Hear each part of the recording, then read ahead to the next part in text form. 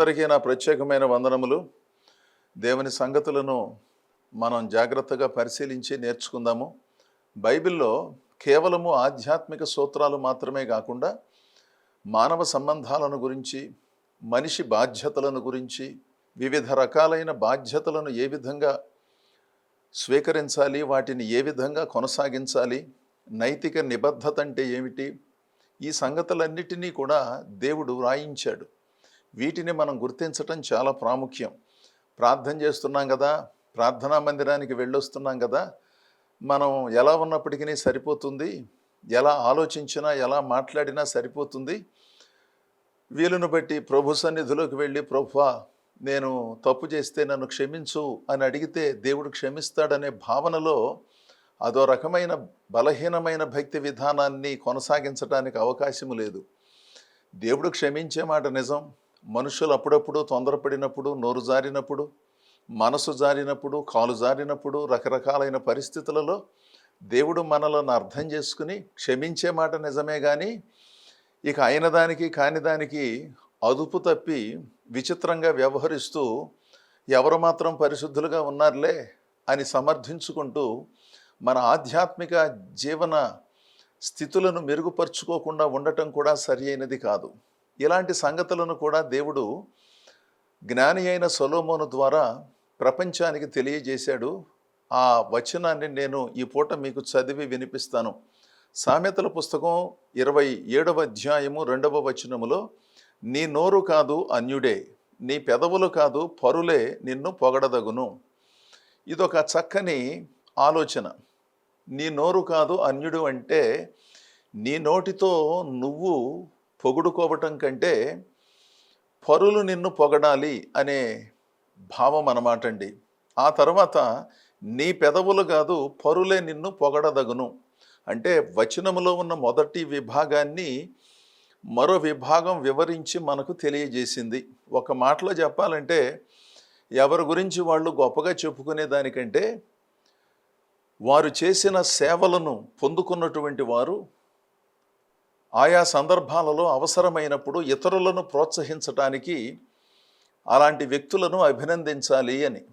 అంటే నన్ను నేను పొగుడుకోవటం, మిమ్మల్ని మీరు పొగుడుకోవటం ఏంటి, దేవుడు నన్ను ఇలా దర్శించేస్తున్నాడు, దేవుడు భలే ఆలోచనని ఇచ్చేస్తున్నాడు, దేవుడు భలే ప్రవచనాలను ఇస్తున్నాడు, దర్శనాలను ఇస్తున్నాడు, అసలు మన ఊళ్ళో నాకున్న ప్రత్యక్షతలు ఎవరికీ లేవు, అసలు మన సంస్థకు ఉన్నటువంటి ప్రాధాన్యత ఈ భూలోకంలో ఎవరికీ లేదు, మనం చేసే భక్తి ఈ భూలోకంలో ఎవరూ చెయ్యరు, మనదే సరి అయిన సిద్ధాంతం, మన నాయకులే గొప్పవాళ్ళు, మనం ఎవరి దగ్గరికి వెళ్ళవలసిన పని లేదు, ఎవరైనా మన దగ్గరకు రావలసినదే, ఇతరుల వాక్యాలు మనం వినవలసిన పని లేదు, మన వాక్యాలే శ్రేష్టమైనవి అని అదో రకమైనటువంటి భావనలో ప్రత్యక్షంగానో పరోక్షంగానో చెప్పుకునే భక్తులను మనం గమనిస్తూనే ఉన్నాంగా.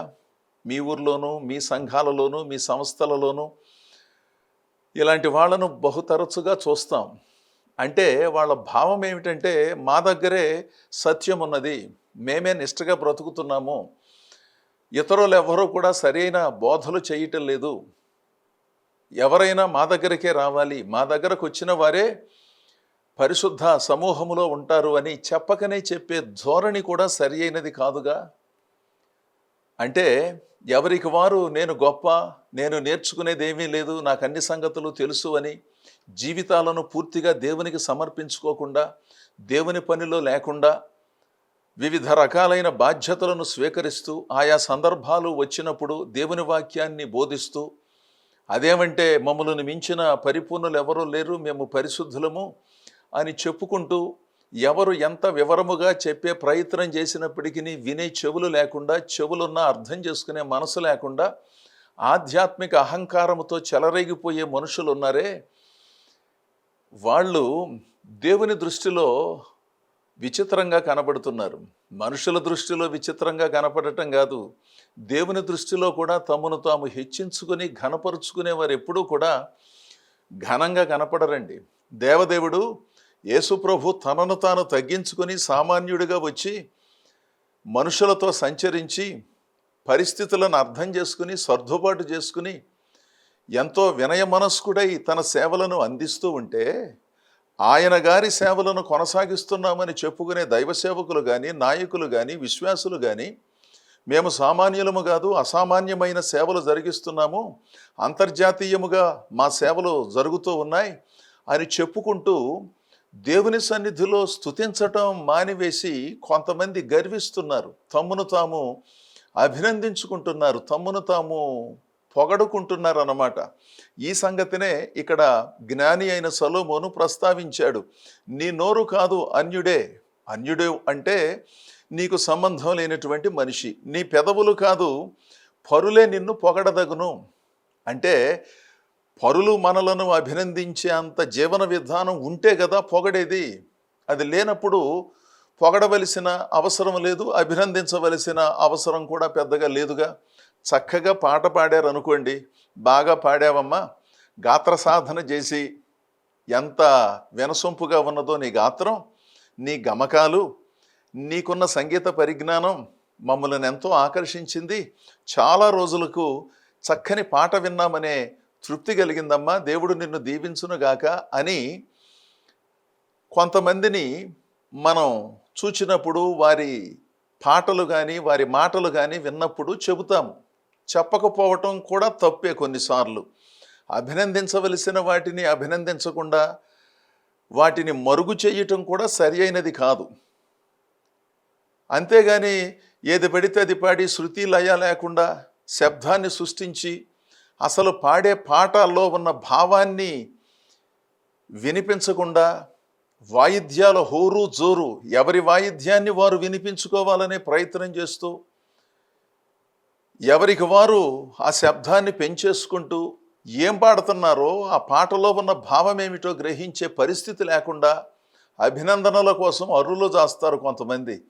బాగా వాయించారండి, బాగా శబ్దం వచ్చిందండి, పాటలో ఉన్న భావం తెలియకుండా అద్భుతమైన శబ్దాన్ని సృష్టించారండి అని అభినందించాలో ఏమిటో.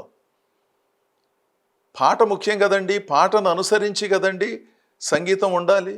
ఎవరికి వాళ్ళు ఆ శబ్దాన్ని పెంచుకుని నా ప్రతిభ చూడండహో, నా ప్రతిభ చూడండహోననే ప్రదర్శన కొన్ని చోట్ల కొంతమంది జరిగిస్తున్నారా అని అనిపిస్తుంది. మీలో కొంతమంది పద్ధతిగా, ఒబ్బిడిగా, జ్ఞానంగా దైవ సంబంధితమైన కార్యక్రమాలను జరిగించవచ్చు, కానీ ఎక్కడికి వెళ్ళినా, ఏ సమావేశానికి వెళ్ళినా పాట వినపడదు కదా, శబ్దం తప్ప. ఏ శబ్దం? సంగీత వాయిద్యముల శబ్దాల హోరులో జోరులో పాట వినపడదు. ఒకవేళ అక్కడున్న సాంకేతిక నిపుణులు, శబ్దాన్ని నియంత్రించేవారు, ఏ వాయిద్యాన్ని తగ్గించాలి, మరి స్వరాన్ని ఏ విధంగా పెంచాలో తెలియనటువంటి వాళ్ళు అక్కడ కూర్చున్నందున అలా జరుగుతోందో, ఒకవేళ వాళ్ళు అలా చక్కగా చేస్తూ ఉన్నప్పటికీ వాయిద్యకారుల దగ్గర ఉన్న శబ్ద నియంత్రణలో వారు పెంచుకుని గలిబిలిని సృష్టిస్తూ ఆ తర్వాత అభినందనలు కావాలి. చాలా చక్కగా వాయించారండి, పాట రాకపోయినా అద్భుతంగా పాడారండి, శృతి లయ లేకపోయినా, గాత్ర సాధన సరిగా లేకపోయినా పాట బాగా పాడారండి అని అభినందించాలని కోరుకుంటారు. లేకపోతే తమను తామే అభినందించుకుంటారు. దేవుడు ఈ మహాసభల్లో ఒక పాట పాడే అవకాశం నాకు లభించింది అని చెప్పుకునే ప్రయత్నం చేస్తారు. అదేవిధంగా కొంతమంది విశ్వాసులు, సేవకులు తమను తాము అభినందించుకుంటూ వినయం ముసుగులో చాలా విచిత్రంగా వ్యవహరించే వాళ్ళను మనం చూస్తాం కదండి. కొన్నిసార్లు ప్రజలు మనలను అభినందించవలసిన పని లేదు, అభిశంసిస్తారు. అభిశంసన అంటే విమర్శ. విమర్శనాత్మకంగా సంగతులను విని ప్రతిదానిలో నుంచి ఏదైనా లోపాన్ని పట్టుకోవాలని ప్రయత్నం చేస్తే వారి ధ్యాస వాటిపైనే ఉంటుంది కనుక వాక్యములో ఉన్న సమభావాన్ని గ్రహించడం కొంత కష్టమవుతుంది. సర్లేండి, ఏది ఏమైనప్పటికీ దేవుని ప్రజలారా, నాణ్యమైన పద్ధతిలో దేవుని సేవలు జరిగించినప్పుడు, చక్కగా వాక్యాన్ని వివరించి పరిధిలో ప్రజలకు చెప్పినప్పుడు, దేవుని ఆత్మజ్ఞానముతో తమను తాము నడిపించుకున్నప్పుడు తప్పనిసరిగా ప్రజలు అభినందిస్తారు, దేవుడు దీవిస్తాడు. అంతేగాని నన్ను వాళ్ళు అభినందించలేదు, నన్ను పట్టించుకోలేదు అంటే మరి అభినందించగలిగినంత గొప్ప సేవ చేస్తే కదా అభినందించేది. అభినందించగలిగినంత రీతిలో చక్కగా దేవుని మాటలు చెబితే కదా అభినందించేది. శ్రావ్యంగా కమ్మగా పాడితే కదా ప్రజలు అభినందించేది. అసలు గాత్రం ఎటుపోతుందో తెలియకుండా, అంశం ఎటుపోతుందో తెలియకుండా, వాక్యంలో ఉన్న ఆ నిబద్ధతలను పాటించకుండాను ఈ పుస్తకమని ఆ పుస్తకమని కొద్ది సమయంలోనే చాలా సంగతులను విశ్లేషించే ప్రయత్నం చేసి ప్రజలు గలిబిలైపోయినప్పుడు అభినందించడం కొంచెం కష్టంగా ఉంటుంది కదా. ఇవి సామాన్యమైన సంగతులు, మీకు తెలియదని కాదు. వాటిని మనం పరిశీలించుకోవలసిన అవసరం ఎంతో ఉన్నది కదండి. నాణ్యమైన సేవలకును నాసిరకపు సేవలకు ఎప్పుడూ కొన్ని యోజనాల వ్యత్యాసం ఉంటుందనే సంగతిని గమనించండి. అనవసరమైనటువంటి పటాటోపముతో కూడిన కబుర్లు. పటాటోపము అంటే పైన ఆడంబరమును లోపల ఏమీ లేకపోవటం, లోపలంతా టొల్ల హడావిడి ఆర్భాటం మాత్రం అంతు లేకుండా ఉంది. ప్రజలు ఆశ్చర్యపోయే విధంగా ఉన్నాయి అక్కడ జరుగుతూ ఉన్న సంగతులు. ఇంకా ఏదో చెబుతారు మనం నేర్చుకుందామనే ఆత్రం కలిగి దేవుని సన్నిధికి వెళ్ళిన వారికి జీవాహారాన్ని అందించవలసిన రీతిలో అందించలేని పరిస్థితుల మధ్యలో ఈనాటి ఆధ్యాత్మిక కార్యక్రమాలు కొనసాగుతున్నాయి. పైగా అభినందనలు, సత్కారాలు ఆపకుండా జరగాలని కోరుకునే పరిస్థితి. వీటిని మనం పరిశీలించుకోవాలి. ప్రభు మెచ్చుకునేవాడు ధన్యుడు, కానీ మనుషులు మెచ్చుకునేవారు కూడా గొప్పవాళ్లే. కానీ ప్రభు మెచ్చుకోవాలి అంటే ప్రభు చెప్పినట్లుగా సేవ చేయాలి, కానీ ఎవరికి తోచినట్లుగా వాళ్ళు సేవ చేస్తాము. అదేమంటే నా దర్శనం అండి, దేవుడు నాకు రాత్రి చెప్పాడండి అందుకని ఈ పూట చేస్తున్నానండి అంటారు. దేవుడు చెప్పాడు అనగానే మన నోర్లన్నీ మూయించేస్తారు అన్నమాట. ఇక దేవుడు చెప్పాడు, దేవుడు చూపించాడు అన్నప్పుడు ఇక మీరు నేను మాట్లాడేది ఏముంది? సర్లే కానివ్వండి, కాలమే ఈ సంగతులను రుజువు చేస్తుంది అని మనం వదిలిపెట్టేస్తాము. ఈ రోజుల్లో జరుగుతూ ఉన్నది ఇదే. ఇది నా దర్శనం అండి, దేవుడు నాతో చెప్పాడండి అంటారు. దేవుడు ఏది పడితే అది చెప్పడం, ఆధ్యాత్మిక ధర్మానికి విరుద్ధంగా చెప్పడం, విచిత్రంగా కార్యక్రమాలను జరిపించమని ప్రజలందరూ విడ్డూరం చూసినట్లుగా ఉండమని దేవుడు చెప్పడండి. ఒక పద్ధతి, ఒక సంస్కారం, ఒక నిబద్ధత, ఒక క్రమశిక్షణ, ఒక శుద్ధితో కూడిన జీవన విధానము, ఇలాంటి వాటిని ప్రభువు సూచిస్తాడనే సంగతిని మనందరం గుర్తించాలి. ఆ తర్వాత 2 కొరింథీ పత్రిక 10వ అధ్యాయము 12వ వచనం, తమను తామే మెచ్చుకొను కొందరితో జతపరుచుకొనుటకైనను వారితో సరిచూచుకొనుటకైనను మేము తెగింపజాలము. గాని వారు తమలోనే ఒకరిని బట్టి ఒకరు ఎన్నిక చేసుకుని ఒకరితో ఒకరు సరిచూచుకొనుచున్నందున గ్రహింపు లేక ఉన్నారు. ఈ మాటను చాలా జాగ్రత్తగా మనం పరిశీలించాలి. పౌలు భక్తుడు చెప్పిన మాట, తమ్మును తామే మెచ్చుకొను కొందరితో జతపరుచుకొనుటకైనను వారితో సరిచూచుకొనుటకైనను మేము తెగింపము. అంటే మేము వాళ్ళు ఒకటేనండి, మా సంఘము వాళ్ళ సంఘం దాదాపు ఒకటేనండి, మా సంస్థ వాళ్ళ సంస్థ ఒకటేనండి, మాకు కొన్ని వందల సంఘాలు ఉన్నాయండి, వాళ్ళకి కొన్ని వందల సంఘాలు ఉన్నాయండి. ఈ విధమైనటువంటి పోలిక. నేను ఒక 100 పాటలు రాశానండి, వారు కూడా 100 పాటలు రాశారండి, ఇలా పోలిక అన్నమాట. చాలా సంతోషం. కొన్ని సందర్భాలలో పోలిక రావటం మంచిదేమో, కానీ అసలు నాణ్యతే ప్రధానమైన సంగతి. మన ప్రార్థన అయినా, మన ఉపదేశమైనా, మనం రాసే పాటలైనా, పాడే పాటలైనా అందులో ఉన్న భావం ఏమిటి, అందులో ఉన్న దైవికమైన ధోరణి ఏమిటనేదే ప్రధాన అంశం. కానీ అనవసరమైన పోలికలు.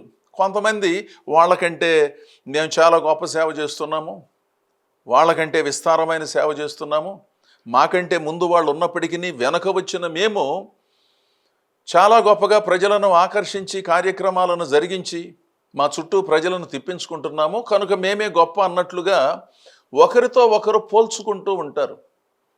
ఒకరిని చూచి ఒకరు ప్రోత్సహించబడటం మంచిదే, కానీ వాళ్ళకంటే నేను గొప్ప, నాకంటే వాళ్ళు చిన్న, ఇలాంటి ఆలోచన విధానము సరికాదు అని భక్తుడు చెబుతున్నాడు. అలాంటి బలహీనమైనటువంటి ధోరణులలోకి మనం వెళ్ళకూడదండి. నేను బాగా ప్రార్థన చేస్తున్నాను, మిగిలిన వాళ్ళు ప్రార్థన చేయట్లేదు. మీరు ప్రార్థన చేయటం గొప్పే, మిగిలిన వాళ్ళను కూడా ప్రార్థనలో నడిపించే ప్రయత్నం చేయటం ఇంకా గొప్ప. అంతేగాని అసలు నేను పరిశుద్ధురాలని, నేను పరిశుద్ధుణ్ణి, మా ఇంట్లో నేను ఉన్నట్లుగా ఎవరు లేరు, మా సంఘంలో నేను ఉన్నట్లుగా ఎవరూ లేరు, అసలు దేవుడే నాకు అన్నీ చెబుతాడు, ఇంకా ఎవరికి చెప్పడం నేను పరిశుద్ధురాలని, నేను పరిశుద్ధుణ్ణి, ఈ గోల కొంతమందికి ఉంది. ఒకవేళ అంత పరిశుద్ధత, అంత ప్రాధాన్యత దేవుని సన్నిధిలో సంపాదిస్తే వాళ్ళు ఒదిగి ఉండాలి కదండి, కాస్త వినయంతో ఉండాలి కదండి. తమ గురించి తాము వినయం ముసుగులో ఏమిటి గొప్పలు చెప్పుకోవటం.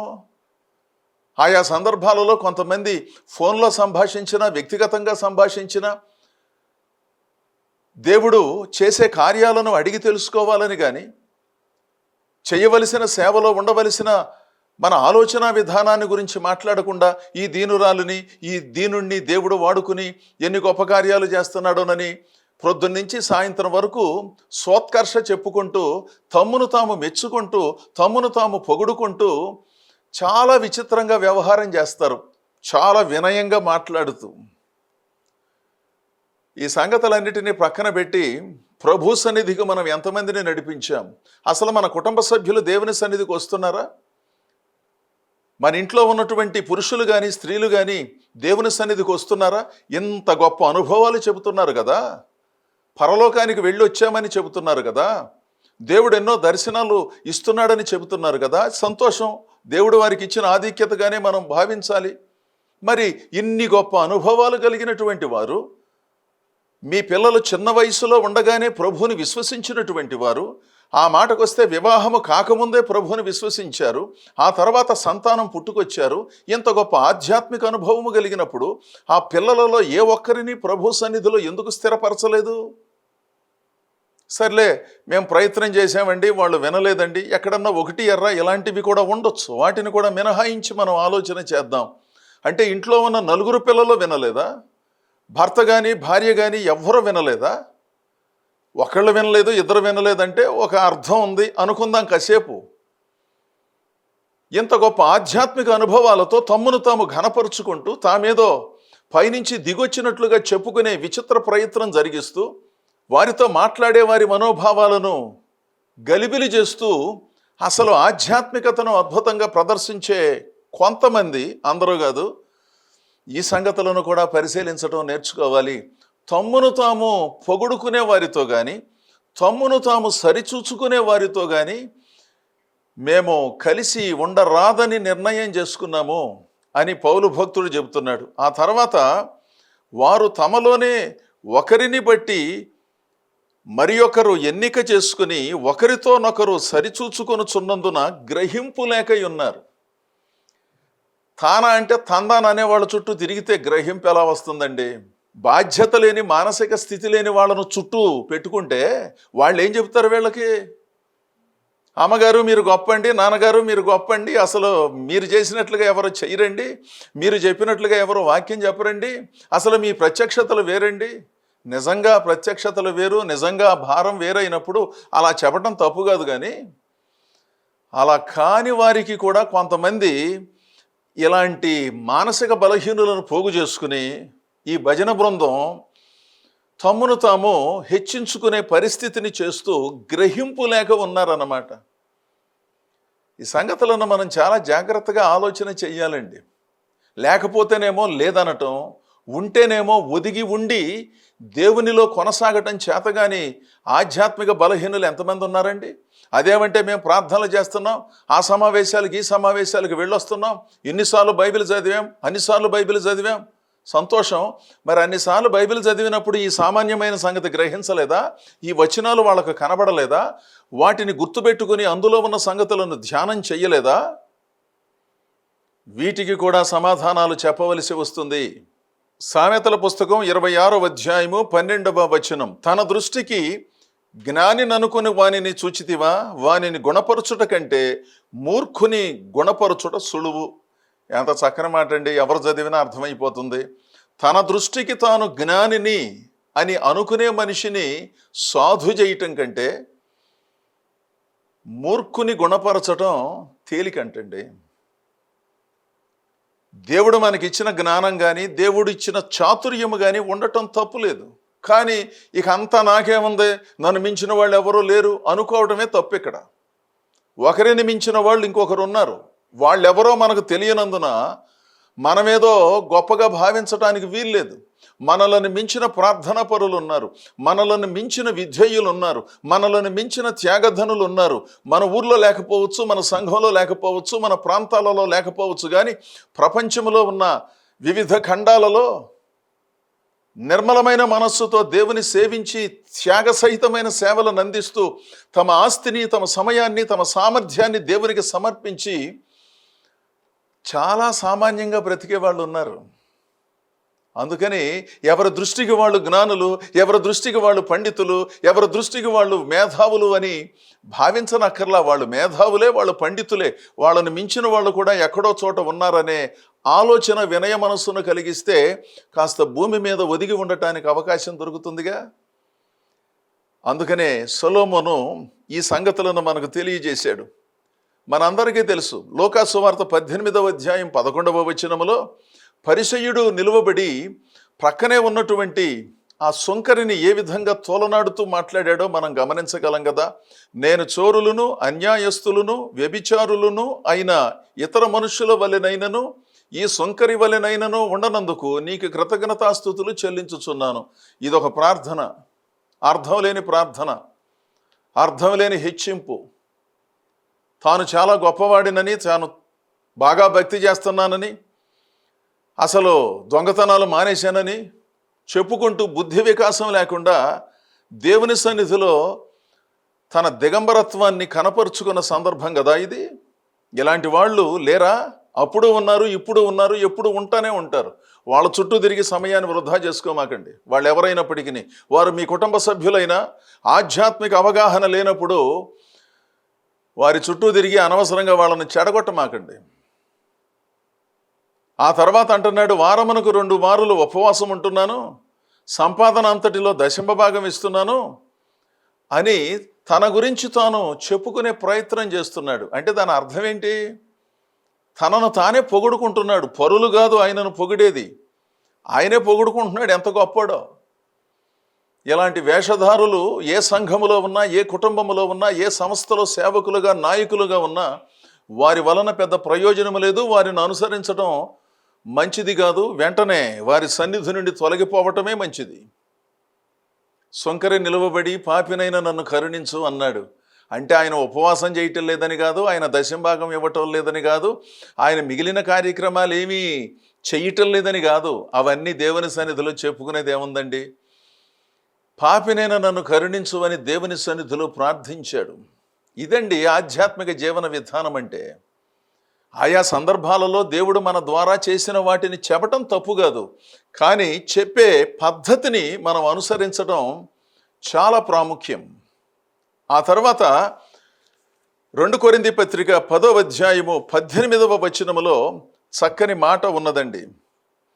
ప్రభు మెచ్చుకున్నవాడే యోగ్యుడు కానీ తన్ను తాను మెచ్చుకున్నవాడు యోగ్యుడు కాదు. ఇంకెంతకంటే ఏం కావాలి?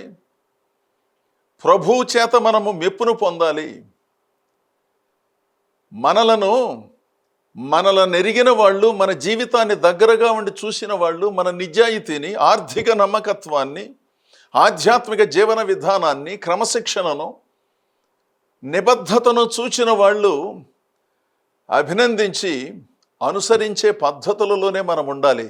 అందుకని దేవుని ప్రజలారా, దేవుడు మీకు అత్యధికమైన కృపావరాలను ఇచ్చినట్లుగా భావించినట్లయితే వాటిలో ఒదిగి ఉండి ఇతరులను ప్రేరేపిస్తూ, ఇతరులకు మార్గదర్శకంగా ఉంటూ ఒబ్బిడిగా భక్తిని జరిగించినప్పుడు దేవుడు అద్భుతంగా మనలను దీవిస్తాడు. నీ నోరు కాదు అన్యుడే, నీ పెదవులు కాదు నీ పొరుగువారు నిన్ను అభినందించాలి అని చెప్పిన ఆ మాటలో ఉన్న భావాన్ని గుర్తించి బాధ్యతగా భక్తి చేస్తూ మనందరం ముందుకు సాగుదాం.